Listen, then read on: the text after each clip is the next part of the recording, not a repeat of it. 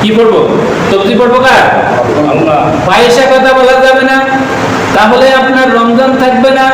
কারের বিরুদ্ধে গীবত করা যাবে না, আপনার রমজান থাকবে না। সুদ খাওয়া যাবে না, ঘুষ খাওয়া যাবে না। আর আপনি বিভিন্ন রকমের আল্লাহু আল্লাহু কি যে মধুর নাম, আল্লাহু আল্লাহু কি যে মধুর নাম। ডরার তামাম মনি মুক্তা পন্না হীরা সোনা দানা হয় না তুলনা। আল্লাহু আল্লাহু কি যে মধুর নাম। আল্লাহুম্মা সাল্লি আলা মাওলানা মুহাম্মাদ ওয়া আলা আলি সাইয়্যিদিনা মাওলানা মুহাম্মদ। মরতেই হবে যখন শহীদি মরণ দিও আমাকে, মরতেই হবে যখন শহীদি মরণ দিও আমাকে। শাহাদাত জানি শুধু জীবন, শাহাদাত জানি শুধু জীবন, সে জীবন দিও আমাকে। মরতেই হবে যখন শহীদি মরণ দিও আমাকে। রোগে শোকে মরণ দিও না আমায়, রোগে শোকে মরণ দিও না আমায়। বিপদ মুসিবতে নিও না আমায়, এমন মৃত্যু দিও চোখে বুঝলে যেন দেখি তোমাকে। মরতেই হবে যখন শহীদি মরণ দিও আমাকে। আল্লাহু আকবার। আমরা এই স্থানের থেকে অন্য স্থানে চলে যাইতেছি, চলে গেছি, ওটাকে কি বলে? মৃত্যু বলে। তো স্থানান্তরের মাধ্যমে আল্লাহ সুবহানাহু ওয়া তাআলা এটাই বুঝাইতে চাইছে যে আমাদেরকে এই দুনিয়াতে কেন পাঠিয়েছে। এই দুনিয়াতে পাঠিয়েছে আল্লাহ তাআলাকে যেন আমরা সন্তুষ্ট করি। আল্লাহ যে অকাররামা আদম, অকাররামা ইয়া আদম, মানে যে আদম সন্তানদেরকে আল্লাহ সুবহানাহু ওয়া তাআলা বানিয়েছে আল্লাহ ফেরেশতাদেরকে নিয়ে মাশওয়ারা করার মাধ্যম দিয়ে। বা ফেরেশতারা বলছে, হে আল্লাহ ইন্নী জাইলুন ফিল আরদি খলিফা। যখন আল্লাহ এটা বললো তখন ফেরেশতারা বলতেছে, আমরা তো আছি, আপনি কেন আদম সন্তানদেরকে বানাবেন? আসলে আদম সন্তানদেরকে বানানোর উদ্দেশ্য হচ্ছে আদম সন্তানরা যেন এই যে ইবাদতের মাধ্যমে প্রতিযোগিতা করে আল্লাহ সুবহানাহু ওয়া তাআলাকে খুশি করে যেন এই দুনিয়া থেকে যাইতে পারে। সুবহানাল্লাহ। কাকে খুশি করবে? কিসের মাধ্যমে? নামাজ, রোজা, নামাজ, রোজা, হজ, যাকাত। যাদের টাকা পয়সা আছে তারা হজ করবে, যাকাত দেবে। কিন্তু গরিবের জন্য, যারা গরিবী হাওলাতে আছে, সমর্থ নাই, তাদের জন্য হচ্ছে কি? নামাজ, রোজা, কালেমা, নামাজ, রোজা। এই তিনটা তো মানতে তো আর টাকা পয়সা লাগবে না, লাগবে না। কথা বললে একটু উত্তর দিয়ে, তাহলে কথাটা সুন্দর করে বুঝিয়ে যাবে। মানে কালেমা, নামাজ, রোজা এই তিনটা করতে তো আমাদের কি টাকা পয়সা লাগবে না। এই জন্য আল্লাহ সুবহানাহু ওয়া তাআলা আমাদের উপরে গরিব মিসকিনদেরকে যারা কিভাবে জান্নাতে যাবে, আল্লাহ সুবহানাহু ওয়া তাআলা আমাদেরকে ওই সিস্টেমগুলোর মাধ্যমে যেন আমরা জান্নাতবাসী হয়ে যেতে পারি। আল্লাহ সুবহানাহু ওয়া তাআলা আমাদের জন্য এই রমজানটাকে বেঁচে দিয়েছে। সুবহানাল্লাহ। আল্লাহ সুবহানাহু ওয়া তাআলা বলেন, পবিত্র কালামে পাকে বলে দিয়েছেন, ইয়া আইয়ুহাল্লাযীনা আমানু কুতিবা আলাইকুমুস সিয়াম কামা কুতিবা আলাল্লাযীনা মিন ক্বাবলিকুম লাআল্লাকুম তাত্তাকুন। আল্লাহু আকবার। কে বলছে? আল্লাহ সুবহানাহু ওয়া তাআলা বলেন, হে ঈমানদারগণ, হে মুত্তাকিগণ, তোমরা যারা মুত্তাকিন হয়েছো, ঈমানদার হয়েছো, আমার বন্দারা, প্রিয় বন্দারা, কুতিবা আলাইকুমুস সিয়াম কামা কুতিবা আলাল্লাযীনা মিন ক্বাবলিকুম, তোমাদের উপরে আমি রমজানকে পরিপূর্ণ করে দিয়েছি, রমজানকে 30টা রমজানকে তোমাদের উপরে ফরজ করে দিয়েছি। সুবহানাল্লাহ, 30টা রমজান আমাদের উপরে দিয়েছে। আমরা যদি এটার ভুল ব্যাখ্যা মনে কোনো সন্দেহ আনি, আল্লাহ সুবহানাহু ওয়া তাআলা কেন আমাদের উপরে এই বোঝাকে চাপিয়ে দিয়েছে? এই জন্য আল্লাহ সুবহানাহু ওয়া তাআলা পরের আয়াতে বলে দিয়েছেন, কামা কুতিবা আলাল্লাযীনা মিন ক্বাবলিকুম লাআল্লাকুম তাত্তাকুন। বলছে কিনা? কেন বলছে? তোমাদের উপরে শুধু রমজানের রোজাকে আমি ফরজ করে নাই, তোমাদের পূর্বপুরুষদের উপরও আমি এই রমজানের রোজাকে ফরজ করে দিয়েছি। সুবহানাল্লাহ। রমজানের মাস আসলে আমরা বেশি বেশি করে আমল করতে হবে, বেশি বেশি করে আমল এই জন্য করবো, রমজানের বাইরে যে একটা নফল ইবাদত এই রমজানে রাসূলুল্লাহ সুবহানাহু ওয়া তাআলা ওই নফল ইবাদতকে ফরজের সমতুল্য করে দিয়েছে। সুবহানাল্লাহ। দেখেন এই রমজানে রাসূলুল্লাহ আল্লাহ সুবহানাহু ওয়া তাআলা বলেন, কোন ব্যক্তিকে আমি যদি নেক দান করি, হিসাবের বাইরে দান করব, কোন ব্যক্তিকে যদি আমি নেক দান করি, একটা নফল ইবাদতের বিনিময়ে 10টা নফল ইবাদত দান করব, শুধু তাই নয় 70টা দান করব, আর আমি আল্লাহ রাব্বুল আলামিন খুশি হয়ে তাকে 70 এর বিনিময়ে 70,000 গুণ বেশি দান করে দেব। রমজানটা হচ্ছে কি, সাহাবায়ে কেরাম রাসূল পাক সাল্লাল্লাহু আলাইহি সাল্লামকে জিজ্ঞাসা করতো রমজানটা কি? রাসূল পাক সাল্লাল্লাহু আলাইহি সাল্লাম বলছে, রমজানটা হচ্ছে অনুতপ্ত পিছিলা 1 বছরের গুনাহকে, যেভাবে আমরা 1 বছরের গুনাহ করছি, গুনাহ করতে করতে পাহাড় সমান করে ফেলেছি, ওই গুনাহকে জ্বালিয়ে পুড়িয়ে শেষ করে দেবে এই 1 মাসের রমজান। সুবহানাল্লাহ। রমজানটা হচ্ছে জ্বালিয়ে পুড়িয়ে শেষ করে দেওয়া। রমজানের অর্থ কি? রমজানের অর্থ হচ্ছে জ্বালিয়ে পুড়িয়ে শেষ করে দেওয়া। এটার অর্থই হচ্ছে যে এটার অর্থ, একদিন উম্মে উমামা রাদিয়াল্লাহু তাআলা হইতে বর্ণিত, রাসূল পাক সাল্লাল্লাহু আলাইহি সাল্লাম বলেছে, একদিন রাসূল পাক সাল্লাল্লাহু আলাইহি সাল্লামকে দুজন ব্যক্তি স্বপ্নে দেখেন, দুইজন ব্যক্তি ওনাকে নিয়ে এক পাহাড়ে নির্জনে চলে গিয়েছে। ওইখানে গিয়ে দেখে এরকম বিতার একটা আওয়াজ তার ভিতর থেকে আসতেছে। রাসূল পাক সাল্লাল্লাহু আলাইহি সাল্লাম ওই দুই ব্যক্তিকে জিজ্ঞাসা করলো, এই আওয়াজটা কিসের? রাসূল পাক সাল্লাল্লাহু আলাইহি সাল্লামকে বলল যে এই আওয়াজটা হচ্ছে যারা রমজানের রোজা পেয়েও আল্লাহর নেয়ামত পেয়েও যারা এই নেয়ামতের শুকরিয়া আদায় করলো না এবং রমজানের রোজা রাখলো না, তাদেরকে জাহান্নামের আগুনে জ্বালাইতেছে। কিরকম আফসোসের বিষয়!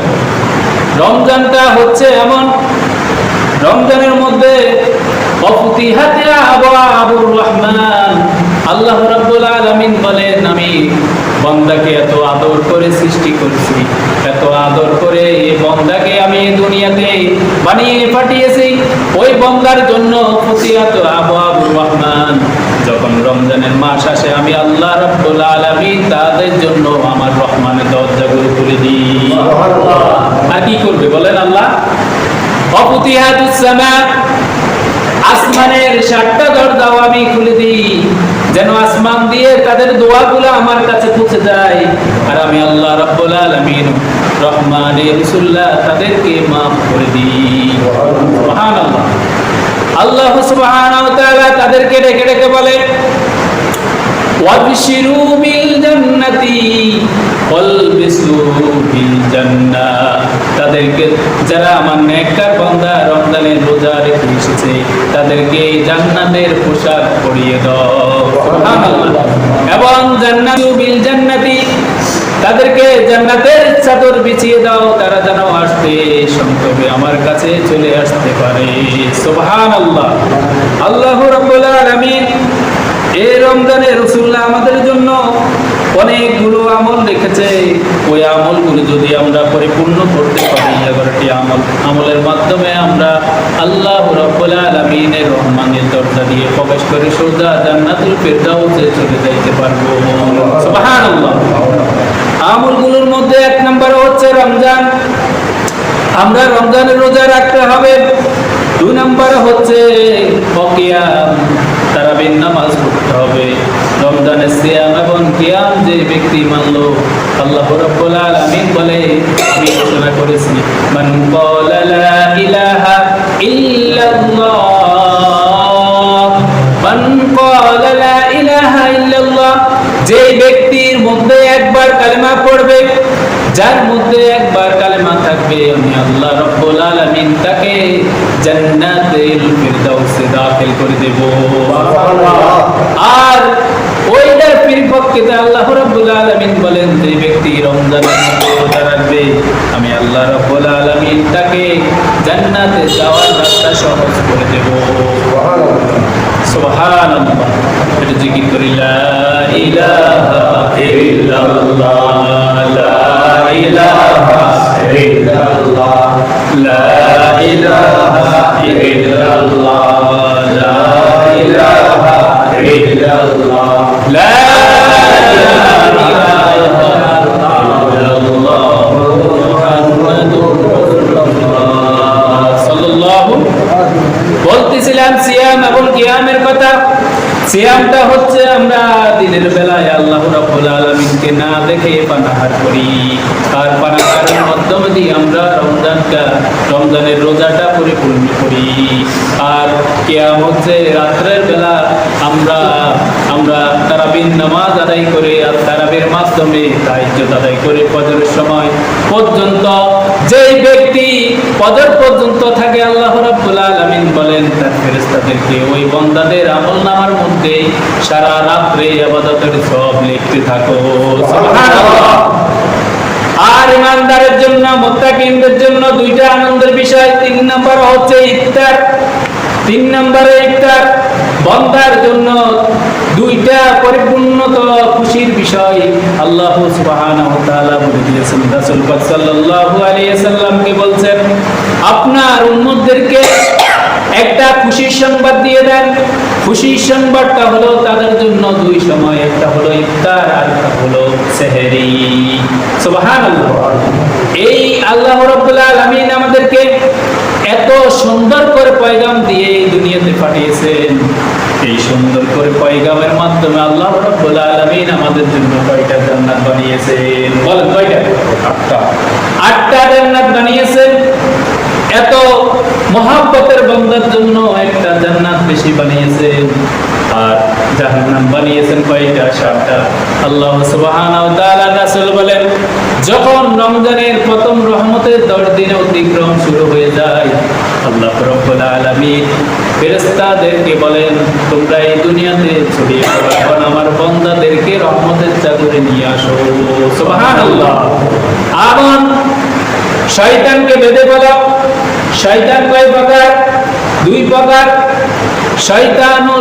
শয়তান তো মেন, আর শয়তানুল ইবলিস শয়তান হচ্ছে এক প্রকার, আর জিন শয়তান হচ্ছে আর প্রকার। শয়তানুল মারদুদ ও শয়তানুল জিন। কয় প্রকার? শয়তান কয় প্রকার? 2 প্রকার, মারদুদ শয়তান আর শয়তানুল জিন। দোনো শয়তানকে বেঁধে ফেলো।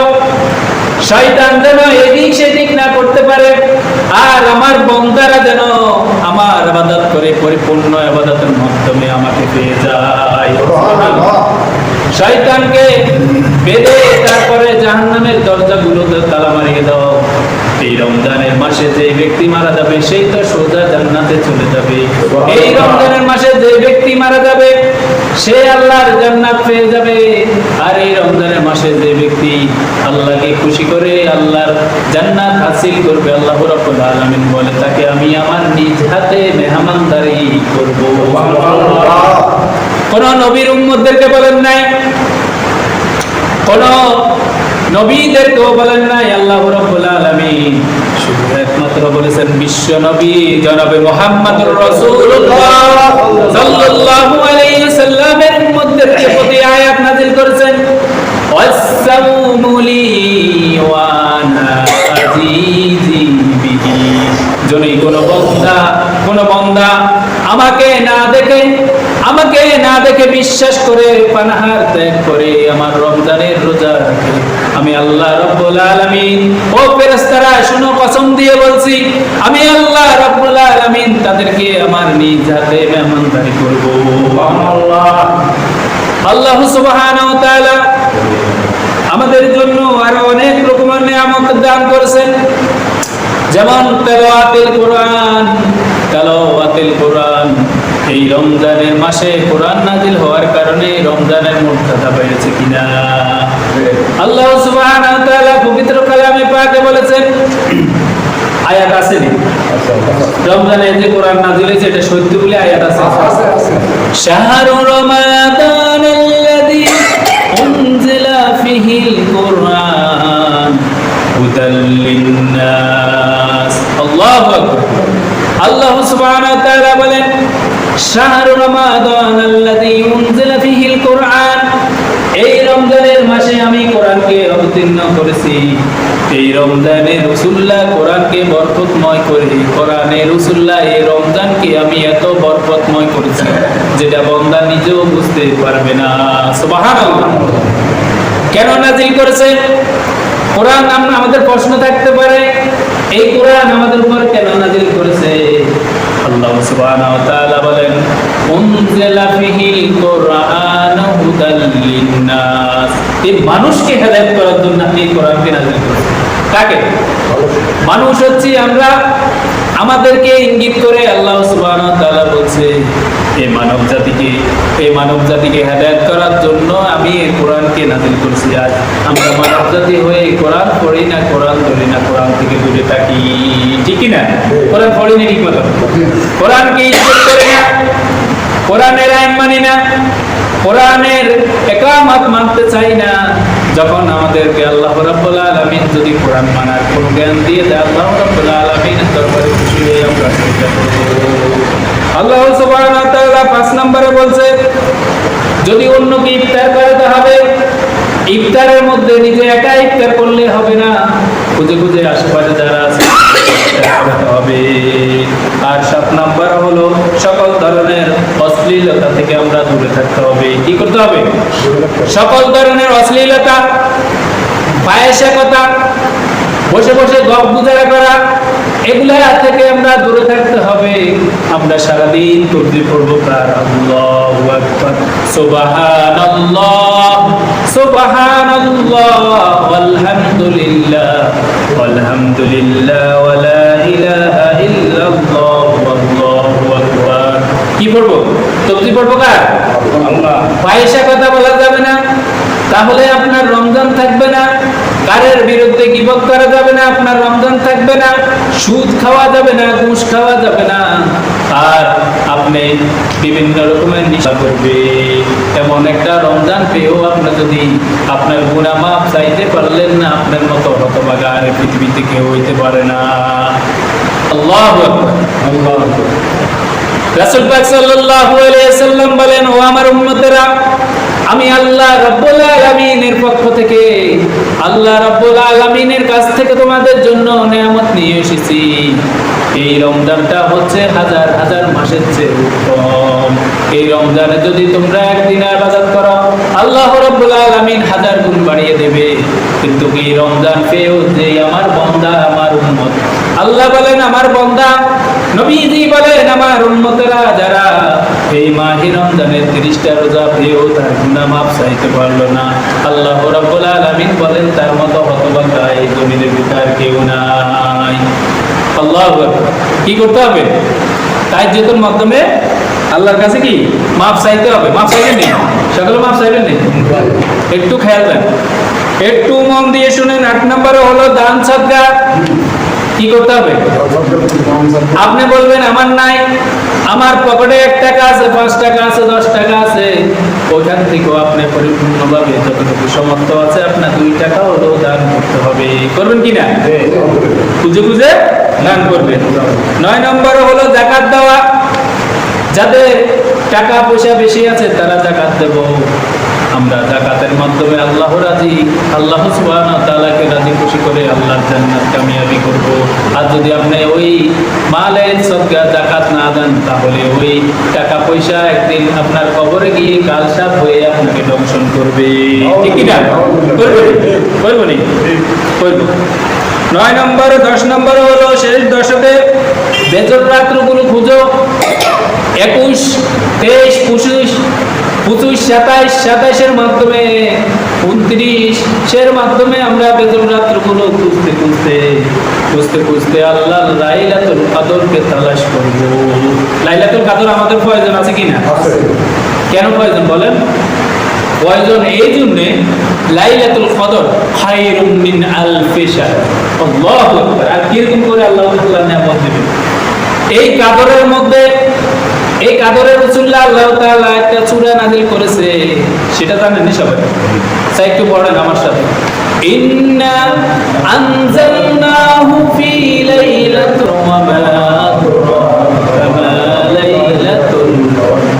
লাইলাতুল কদর খায়রুম মিন আলফি শাহর তানাজ্জালুল মালাইকাতু ওয়ার রূহু ফিহা বিইذনিহি রাব্বিহি মিন কুল্লি আমরিন সালাম সালামুন হিয়া হাত্তা মাতলাইল ফজর। আল্লাহু আকবার। ইন্না আনজালনাহু ফি লাইলাতুল কদর।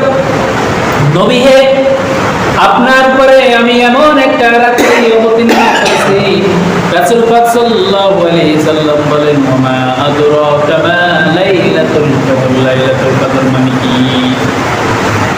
আল্লাহ সুবহানাহু ওয়া তাআলা বলেন, লাইলাতুল কদর খায়রুম মিন আলফি শাহর। কি সুন্দর করে মুহাব্বতের সহিত একজনের সাথে একজন কথা বলে। লাইলাতুল কদরটা হচ্ছে আলফ শাহর, মানে হাজার হাজার মাসের চেয়ে উত্তম। তাইলে এই রাত্রিতে এত খুশি থাকবে, রমজানের পরিপূর্ণতা আসবে। এই রাত্রির মাধ্যমে আমরা আল্লাহর সাথে একাকার হয়ে যাব। আল্লাহ সুবহানাহু ওয়া তাআলা বলেন, ওই রাত্রিতে রমজানের মাসে আমি আল্লাহ বান্দার এত নিকটে চলে আসি, যখন কোনো বান্দা আমাকে সিজদা করে, সে মনে করে মসজিদে টাইলসের মধ্যে সিজদা করে। আমি বলি, না না বান্দা, তুমি তো মসজিদে টাইলসের মধ্যে সিজদা করো না, তুমি সিজদা করতেছো আমার আরশ আজিমে, আমার কদম মোবারকে তুমি সিজদা করতেছো। সুবহানাল্লাহ। তাহাজ্জুদের সময় আমরা যখন কাঁদি, রব্বানা যালামনা আনফুসানা, এই দোয়া দিয়ে কেঁদে গেছেন কে? আমাদের বাবা আদম আলাইহিস সালাম। এই দোয়া দিয়ে কে কাঁদে গেছেন? রব্বানা যালামনা আনফুসানা ওয়া ইল্লাম তাগফির লানা ওয়া তারহামনা লানাকুনান্না মিনাল খাসিরিন। আল্লাহ রাব্বুল আলামিন বলেন, সিজদা থেকে উঠে যখন এই দোয়া করে, আমি আল্লাহ রাব্বুল আলামিন ওই বান্দার দোয়া কবুল করে নিয়ে এরকম অবস্থা হয়ে যায় ওই মুমিন বান্দার সাথে যারা ইয়া আইয়ুহাল্লাযীনা আমানু কুতিবা আলাইকুমুস সিয়াম, যারা রমজানকে পরিপূর্ণ করেছে, ওই বান্দার সাথে আমার এরকম কানেকশন হয়ে যায়। এক চুল পরিমাণ কানেকশন থাকে যায়, আর বিকল্প কিছু না। সুবহানাল্লাহ। বান্দাকে কি মহব্বত, কি প্যার করি। এই নবীর উম্মত হয়ে আমরা যে কত লাভবান হয়েছি। পূর্বে কত নবী দুনিয়াতে এসেছে, তাদের উম্মতরা এত লাভবান হইতে পারে নাই, কিন্তু একমাত্র প্যারা হাবিব আহমদ মুস্তাফা মুহাম্মদ মুস্তাফা সাল্লাল্লাহু আলাইহি সাল্লামের উম্মত হতে পেরে আমরা খুশি না বেজার? আমরা খুশি। এজন্য আল্লাহ সুবহানাহু ওয়া তাআলার দরবার থেকে উনি আমাদের জন্য অনেক কিছু নিয়ে এসেছেন, অনেক বরকতময় দিন নিয়ে এসেছেন, রাত নিয়ে এসেছেন, আমাদের জন্য রমজান নিয়ে এসেছেন, রোজা নিয়ে এসেছেন, এবং নামাজের মতো খুব পরিপূর্ণ অনেক কিছু নিয়ে এসেছেন। যেন আমাদের মন খারাপ থাকে, তখনই আমরা আল্লাহকে সিজদা করি, যখনই আমরা বিপদে পড়ি তখনই আল্লাহকে সিজদা করি। যখনই আমরা কোনো অর্থনৈতিক সমস্যা পড়ে যাই, দুনিয়ার কোনো কাজ দুশ্মন যদি আমাদের মাথার উপরে আমাদের উপরে জুলুম নির্যাতন করে, তখন আমরা আল্লাহর দরবারে সিজদা করি, কাঁদি। সুবহানাল্লাহ। কাঁদার জন্যই তো আল্লাহ তাআলা বলতেছে, না বান্দা আমাকে কিভাবে দেখবে, কিভাবে পাইবে, আর বান্দাকে আমি কিভাবে আদর স্নেহের মাধ্যমে আমার বুকে টেনে নেব। সুবহানাল্লাহ। তাহলে 11 নাম্বার হলো ইত্তেকাফ। যে কোনো আপনার মসজিদের মধ্যে আপনি ইত্তেকাফ করতে হবে। ইত্তেকাফের মাধ্যমে আপনি জীবনের শেষ সময় হলো যতটুকু গুনাহ করছেন, আমরা তো গুনাহ করতে করতে পাহাড় সমান করে ফেলেছি, ওই গুনাহগুলো আল্লাহর দরবারে আমরা কিভাবে মাপ চাইব? তাহলে অন্তত শেষ দশকে যদি পরিপূর্ণভাবে ইত্তেকাফে বসি, ওই শেষ 10 দিনের মধ্যে বলছে যে যে ব্যক্তি ইত্তেকাফে বসে সে লাইলাতুল কদর পাওয়ার যোগ্য। যার কাছে বাড়িতে থাকি লাইলাতুল কদর কোন রাত্রে চলে যেতে যায়, ইবাদতেরও খবর নাই, কিন্তু মসজিদে থাকলে তো অন্তত ম্যাক্সিমাম কি উঠি তাইতে পড়বো, অনেক রকমের ইবাদত আছে, তাসবিহ তাহরিম আছে, এগুলা পড়বে, আল্লাহকে খুশি করবে। ওই 10 দিনের মধ্যে তার মধ্যে একটা পরিপূর্ণ আসে যাব, তখন আল্লাহ হয়তো ওই 10 দিনের রসুল্লাহ কি ইত্তেকাফের মাধ্যম দিয়ে তার গুনাহ মাফ করি, তাকে জান্নাত দিয়ে দেবে। সুবহানাল্লাহ। তাহলে এই 11টি বিষয়ের উপর যে ব্যক্তি আল্লাহর কাছে আল্লাহর পরিপূর্ণতা আনতে পারবে, আল্লাহর ইবাদত করবে, আল্লাহ রাব্বুল আলামিন বলেন এই 11টি আমলের বিনিময়ে আমি আল্লাহ রাব্বুল আলামিন খুশি হয়ে তাকে জান্নাত দিয়ে দেব। সুবহানাল্লাহ। লা ইলাহা ইল্লাল্লাহ।